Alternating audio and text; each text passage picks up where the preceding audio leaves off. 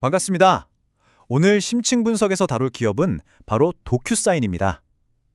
한때는 팬데믹의 영웅이라고까지 불렸죠. 그런데 바로 지금 이 2026년 회계연도를 기점으로 회사의 운명을 건 아주 거대한 전환점 앞에 서 있습니다. 바로 단순한 전자서명 회사가 아니라 AI 플랫폼 기업으로 완전히 탈바꿈하겠다는 선언을 했기 때문인데요. 과연 이 승부수 통할 수 있을까요? 바로 이 말이 가장 최근 실적 발표에서 CEO 앨런 티게슨이 던진 아주 자신감 넘치는 한마디입니다.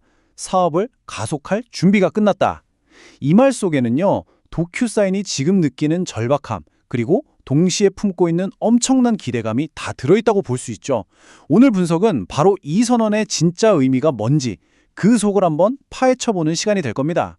오늘 우리가 함께 살펴볼 내용들입니다. 먼저 도큐사인이 지금 어떤 상황에 처해 있는지 진단해보고 이들이 내놓은 새로운 비즈니스 모델은 과연 무엇인지 뜯어보겠습니다. 그리고 최신 재무 성적표를 통해서 현재 체력을 한번 체크해본 다음에 월가에서 왜 이렇게 의견이 극명하게 갈리는지 이 강세론과 약세론의 핵심 논리를 비교 분석해볼 거고요. 마지막으로 2020년 투자자라면 무엇을 눈여겨봐야 할지 그 핵심 포인트까지 딱 정리해드리겠습니다. 자, 첫 번째 파트입니다. 도큐사인이 도대체 왜 지금 이렇게나 중요한 갈림길에 서게 된 걸까요? 아마 기억하실 거예요. 팬데믹 시절에요. 재택근무가 막 확산되면서 도큐사인 주가가 무려 300% 넘게 폭등하면서 시장의 영웅으로 떠올랐었죠.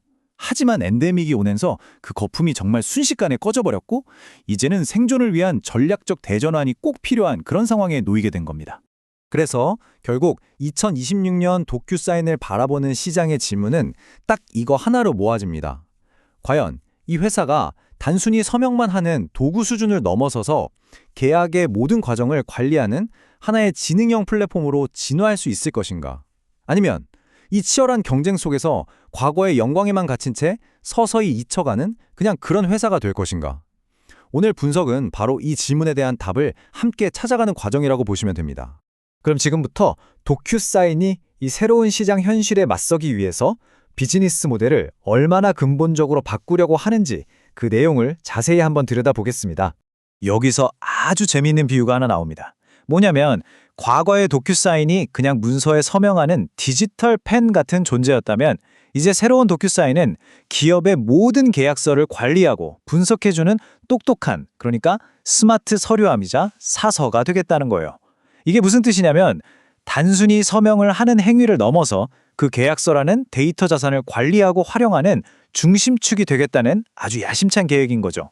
이 스마트 서류함의 핵심 기술이 바로 IAM, 우리말로는 지능형 계약 관리 플랫폼이라고 부르는 겁니다. 여기에는 크게 세 가지 핵심 엔진이 있어요.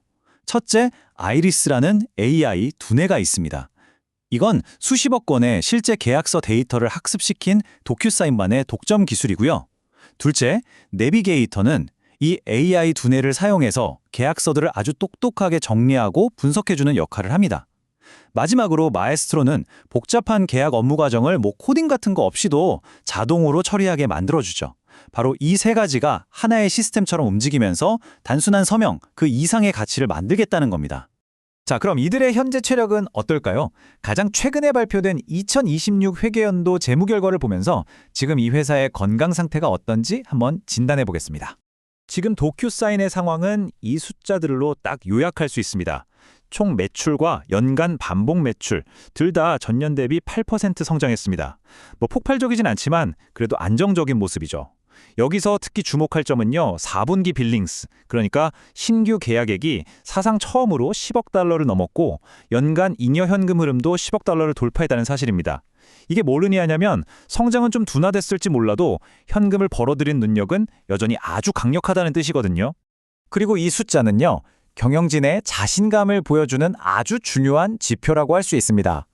26억 달러, 이게 뭐냐면 현재 남아있는 자사주 매입 승인 한도입니다. 그러니까 회사가 성장 둔화 때문에 걱정하는 시장의 우려에 맞서서 주주 가치를 지키고 주가를 방어하기 위해 쓸 수 있는 아주 강력한 실탄 중 하나인 셈이죠. 이제 본격적으로 월가에 엇갈리는 시각을 한번 살펴볼 텐데요. 먼저 긍정적인 쪽, 그러니까 강세론자들부터 보죠. 이 사람들은 도대체 뭘 믿고 도큐사인의 주가가 다시 크게 오를 수 있다고 주장하는 걸까요? 바로 이 숫자 18%가 강세론의 핵심 근거 중 하나입니다. 도큐사인은 2027 회계연도가 끝날 때까지 아까 말씀드린 그 새로운 IAM 플랫폼이 전체 연간 반복 매출에서 차지하는 비중을 18%까지 끌어올리겠다고 아주 구체적인 목표를 내놨습니다. 이건 그냥 열심히 하겠다는 구호가 아니라 우리 회사의 체질이 이렇게 바뀌고 있다는 걸 숫자로 증명해 보이겠다는 의지의 표현인 거죠. 강세론의 핵심 논리는 크게 4가지로 정리할 수 있습니다. 첫째, 수십억 건의 계약서로 학습한 독점 AI 아이리스는 경쟁사가 절대 쉽게 따라올 수 없는 기술적인 해자, 즉 방어벽이라는 거고요. 둘째, 이미 100만 개가 넘는 고객사들이 도큐사인 시스템에 깊숙이 엮여 있어서 다른 회사로 갈아타기가 굉장히 어렵다는 점. 셋째, 가트너 같은 공신력 있는 기관에서 6년 연속이나 계약관리 분야의 리더로 인정받았다는 사실. 그리고 마지막으로 실제로 이 새로운 AIM 플랫폼으로 먼저 전환한 고객들의 계약 유지율이 회사 평균보다 더 높게 나타나고 있다는 아주 긍정적인 초기 신호가 있다는 겁니다.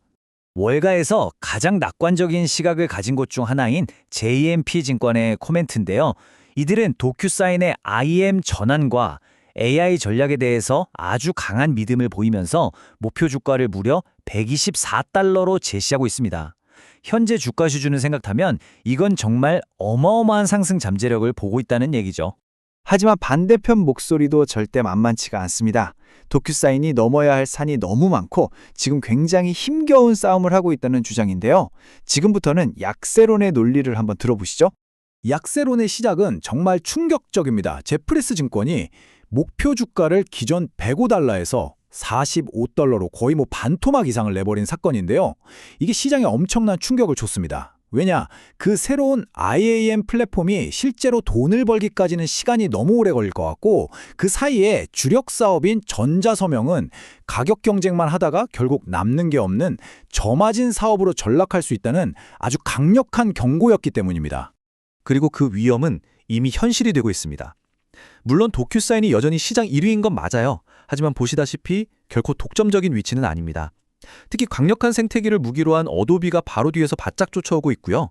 마이크로소프트 같은 거대 기업들도 이 시장을 계속 호시탐탐 노리고 있죠. 한마디로 시장은 이미 치열한 전쟁터라는 겁니다. 그리고 이런 치열한 경쟁은 실제 고객들의 불만으로 고스란히 이어지고 있습니다. 이건 한 레딧 사용자가 올린 실제 경험담인데요. 계약을 갱신하려고 했더니 가격을 무려 4배나 올려서 불렀다는 거죠. 이런 식의 과도한 가격 인상은 결국 고객들이 등을 돌려서 어도비나 다른 더 저렴한 대안을 찾아 떠나게 만드는 직접적인 원인이 되고 있습니다. 결국 월가의 시각은 이렇게 극과 극으로 갈리고 있는 겁니다. 이 차트를 한번 보세요. 제프리스가 내놓은 비관적인 45달러부터 JMP 증권의 아주 낙관적인 124달러까지. 그 차이가 정말 엄청나죠? 이것만큼 도큐사인의 미래가 얼마나 불확실한지를 명확하게 보여주는 증거도 없을 겁니다. 자, 이렇게 긍정론과 비관론이 팽팽하게 맞서는 상황에서 우리 투자자들은 앞으로 무엇을 지켜봐야 할까요? 핵심적인 관전 포인트를 딱 정리해드리겠습니다. 앞으로 도큐사인을 보실 땐 이 4가지를 꼭 기억하셔야 합니다. 첫째, 성장은 멈췄지만 돈은 잘 버는 현재 사업과 아직 불합실하지만 잠재력은 큰 미래 사업 사이에서 과연 어떻게 균형을 잡을 것인가. 둘째, 가장 중요한 지표죠. AM 플랫폼의 매출 성장이 과연 그 18% 목표를 향해서 잘 나아가고 있는가. 셋째, 가격 인상에 지친 고객들이 떠나는 속도와 새로운 플랫폼으로 고객을 끌어들이는 속도, 과연 어느 쪽이 더 빠를 것인가 하는 문제. 마지막으로 해외 시장이나 새로운 AI 파트너십 같은 예상치 못한 변수가 나타나 새로운 성장 동력이 될 수 있을지도 계속 지켜봐야 합니다. 결국 도큐사인을 둘러싼 모든 논쟁은 이 질문 하나로 모아집니다. 이들은 정말로 계약의 패러다임 자체를 바꾸는 지능형 미래를 만드는 혁신가일까요? 아니면 그냥 과거에 성공했던 모델을 좀 더 비싸게 포장해서 파는 장사꾼에 불과할까요? 오늘 분석이 이 질문에 대한 여러분만의 답을 찾는데 조금이나마 도움이 되었기를 바랍니다. 그 최종적인 답은 결국 앞으로 발표될 숫자와 시장의 냉정한 평가가 증명해 줄 것입니다.